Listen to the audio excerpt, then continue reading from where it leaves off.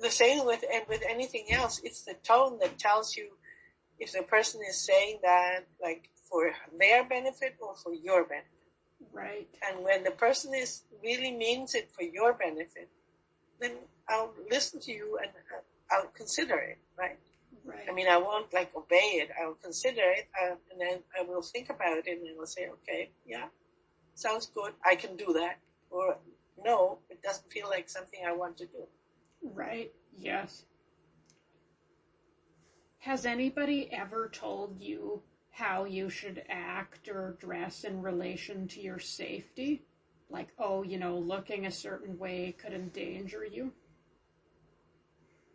I think I've heard that, but more in sort of groups kind of thing, when we were groups of women or things like that. I think I've heard that kind of thing. But I also believe that, how can I say, that your attitude, like, really shows up.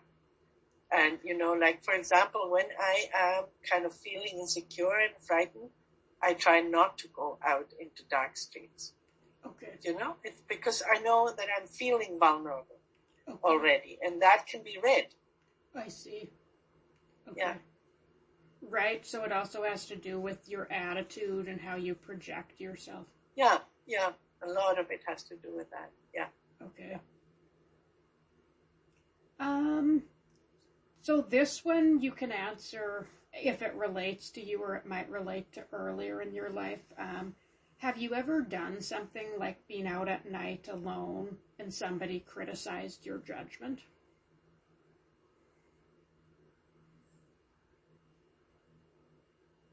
Yeah, I think I've done that. Okay. And I know, for example, my grandmother used to always complain, criticize me for that kind of thing. And I said, you can fall in your house and die. So, like, oh yes, there's no guarantee that one thing, because I don't think except there were small periods of time when I was, I think, risk-taking.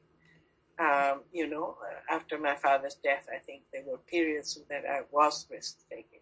I mean, not like getting, into cars of, that, I know that. For example, this happened to me a few times that somebody, stopped their car and said, where are you going? I'll take you. And never. Okay. Never. Okay. Ever. Okay. Ever. But I would go out later than supposedly was safe, but as I say, and there were moments, I think, when I felt very, very alone, and I would walk downtown. I would just walk downtown because it was like the anxiety was so horrible that I just had to walk. Right. So, and at that point, like, there were periods in my life where I didn't care where I lived or died because I missed, life was too heavy for me, and I kind of, I thought if I die, I'm going to go back to my daddy. Yes. I'm going to be reunited with him. So, yeah. Okay.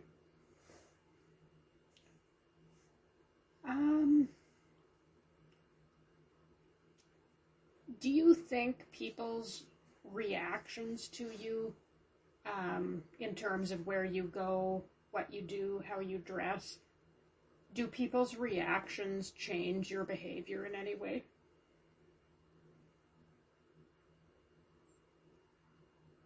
No, not anonymous people. Okay. I mean, only people I care about. Okay. Do you have any strategies that you use to increase your comfort or safety in public places?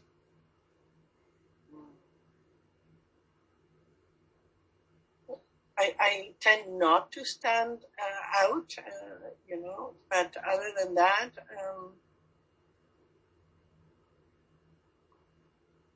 well, I don't know if it's a strategy, but I mean, if I see that somebody needs help, I try to help.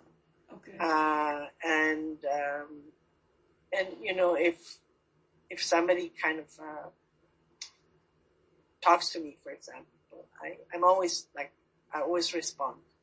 Okay. I just,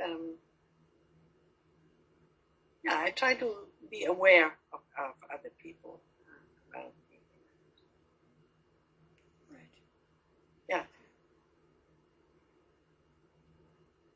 I'm not always, but more often than not, I'm not in my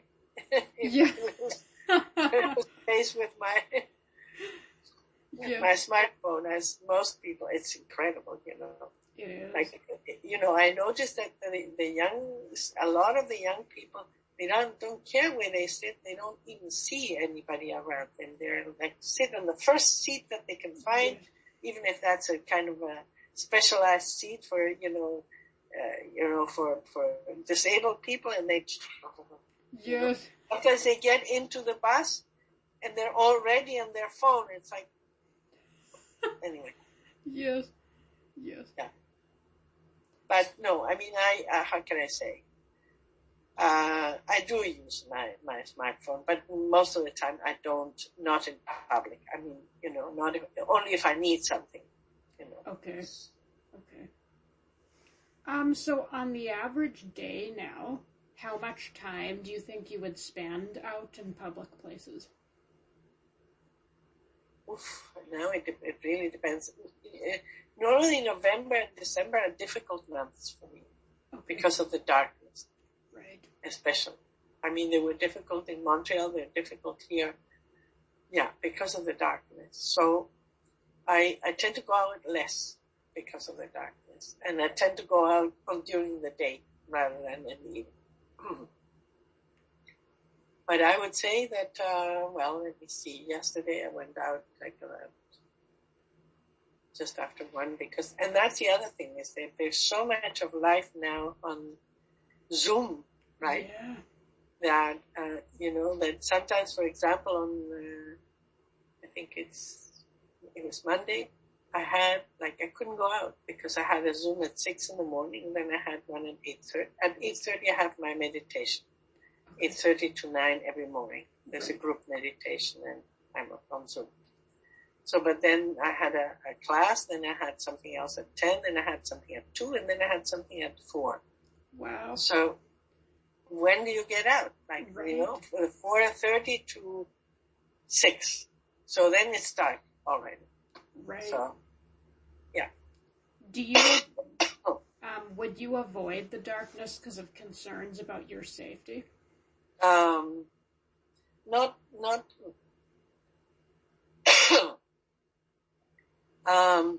let's say I'm not comfortable also because, how can I say, this is a city I've known for 6 years.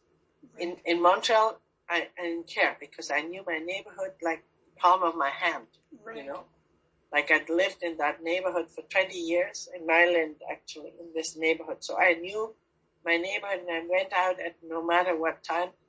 But here my problem is sometimes if I can't see where, I get lost. I don't know where I am. Right. So that's more of a concern than actual safety. Although I have to say that because of that, I also don't like going into dark streets because I don't know the neighborhood, so I don't know who's there. Right. Yes. See what I mean? Yeah. Like in Montreal, I was completely comfortable. I mean, no matter what time, winter, summer, and no matter what time, even at 1 a.m, right. Because I knew my neighborhood so well that coming home at 1 was no problem. Right. Yes. Okay. Have there been any instances in the recent past where you've been out in public and felt unsafe or uncomfortable? Well, yeah. Actually, recently, like 2 weeks ago, and when was it? I think it was Friday night. We had a meeting in somebody's apartment. Oh, yeah. And this was the first time I went to that place, and I had to go through streets that were really barely lighted, and I couldn't even see the name of the streets that I crossed, so I didn't know when I was and I felt really quite